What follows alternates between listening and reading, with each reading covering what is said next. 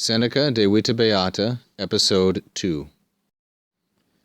Adeoque non est facile consequi beatam vitam, ut eo, quisque ab ea longius recedat, quo ad illam concitatius fertur, si via lapsus est, quae ubi in contrarium ducit, ipsa velocitas maioris inter vali causa fit.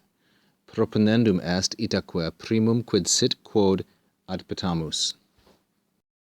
Recall that in the previous episode, Seneca said that everyone wants to live happily, but they don't know exactly what happiness is. And he says, and so, because consequi beatam vitam, achieving or obtaining the happy life, is not easy to such an extent that, here's the result clause, the more each person recedes from it further, the more he is carried along toward it with greater speed or velocity. So here we have two comparative adverbs, longius, of course, and concitatius. And they are paralleled with eo and quo, these adverbs, eo and quo. Now, the recedat here is the subjunctive with ut, and it means each person recedes or withdraws further from it, the more he is carried toward it with greater speed.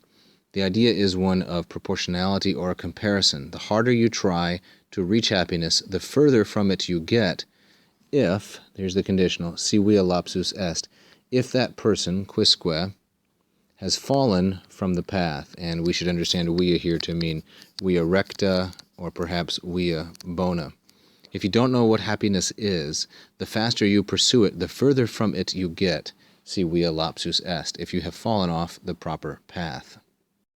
Now he continues, quae, the antecedent of which is via, which path, since it leads in the opposite direction, in other words, if you are pursuing happiness, you think you're pursuing happiness, but pursuing something else, you are actually headed in contrarium, in the opposite direction.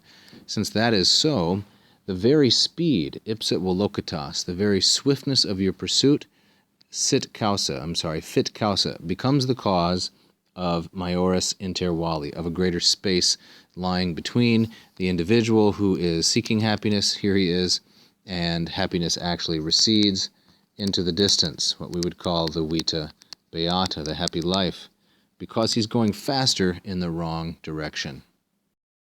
Which point, of course, I have clumsily tried to indicate by this speedometer. Now he concludes this part by saying, and so, itaque, this is the logical consequence, proponendum est, it must be proposed. This, of course, is a gerundive from propono, and the construction as a whole with est is called, in a somewhat cumbersome fashion, the passive periphrastic.